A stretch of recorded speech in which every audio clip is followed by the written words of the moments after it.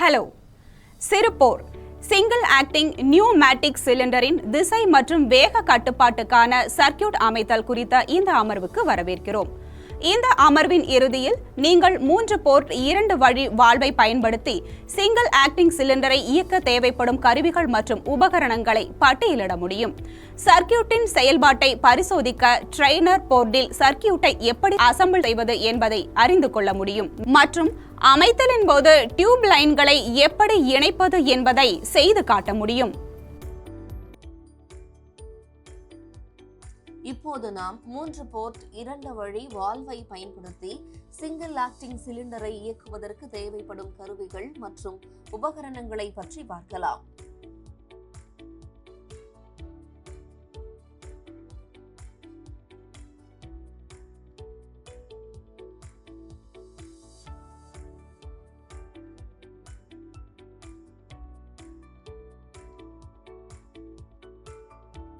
இது trainer board, pneumatic ஆதாரம் அதாவது compressor, PU tube, FRL unit, 3 port 2 வழி வால்வு மற்றும் சிங்கிள் ஆக்டிங் சிலிண்டர் ஆகியவற்றை உள்ளடக்கியதாகும். 3 போர்ட் 2 வழி வால்வை பயன்படுத்தி சிங்கிள் ஆக்டிங் சிலிண்டரை இயக்க முதலில் நீங்கள் ட்ரெய்னர் போர்டில் பாகங்களை ஒழுங்கமைக்க வேண்டும். உதாரணமாக நியூமேட்டிக் ஆதாரம், சிங்கிள் ஆக்டிங் சிலிண்டர், 3 போர்ட் 2 வழி வால்வு மற்றும் FRL போன்றவற்றை ஒழுங்கமைக்க வேண்டும்.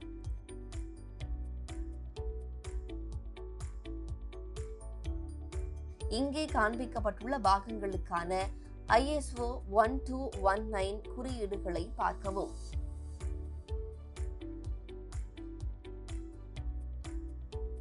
மூன்று போர்ட் 2 வழி வால்வை பயன்படுத்தி சிங்கிள் ஆக்டிங் சிலிண்டரை இயக்குவதற்கான சர்க்கியூட் படம் இங்கே கொடுக்கப்பட்டுள்ளது. கம்ப்ரஸர் இயக்கப்படும் போது அழுத்தப்பட்ட காற்று இன்புட் போர்ட் 1 வரை கிடைக்கின்றது. புஷ் பட்டன் அழுத்தப்படும் போது வால்வு மாற்றம் காரணமாக காற்றின் திசை மாறுகின்றது. பிஸ்டன் முன்னோக்கி நகர்கின்றது. புஷ் பட்டன் விடுவிக்கப்படும் போது பிஸ்டன் திரும்பவும் பழைய நிலைக்கு வருகின்றது.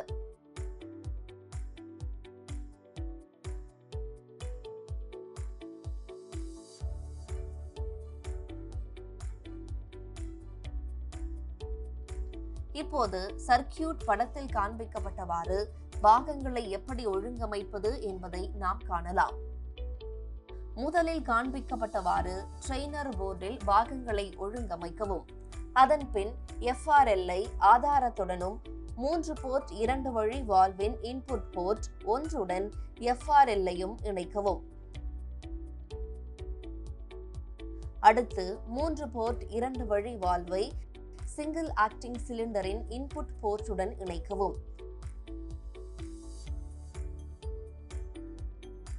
இணைப்புகள் சரியாக இருப்பதையும் காற்று விநியோகிக்கப்படுவதையும் உறுதி செய்யவும். இப்போது சர்க்கியூட் செயல்படுவதை பரிசோதிக்க முதலில் நீங்கள் புஷ் பட்டனை அழுத்த வேண்டும்.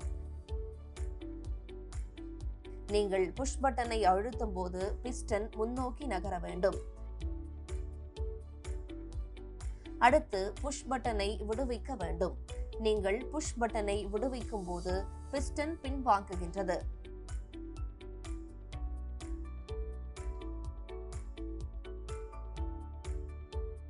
புஷ் பட்டன்களை அழுத்தி விடுவிப்பதன் மூலம் பிஸ்டன் இயக்கங்களை நீங்கள் பரிசோதிக்க முடியும்.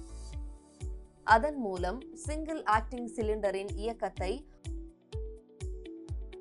ஒரு 3 போர்ட் 2 வழி வால்வு மூலம் கட்டுப்படுத்த முடியும் என்ற முடிவுக்கு நீங்கள் வர முடியும்.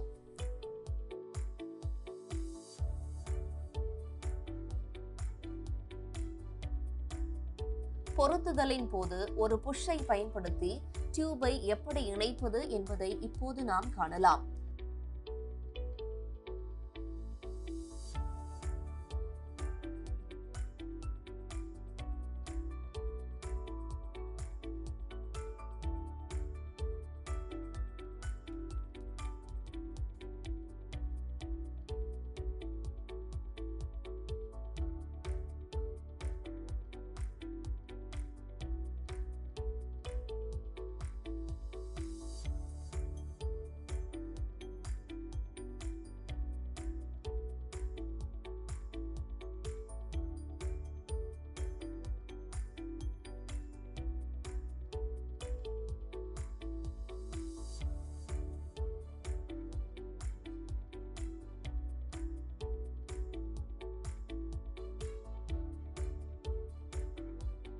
முதலில் நீங்கள் புல் பேக் ரிங்கை பிடித்துக் கொள்ள வேண்டும்.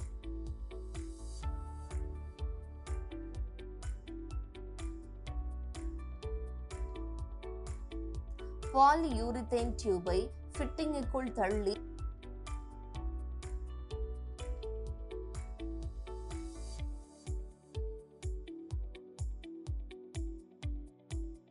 ரிங்கை இழுக்க வேண்டும். இறுதியாக லாக் செய்ய லாக் ரிங்கை முன்னோக்கி தள்ள வேண்டும்.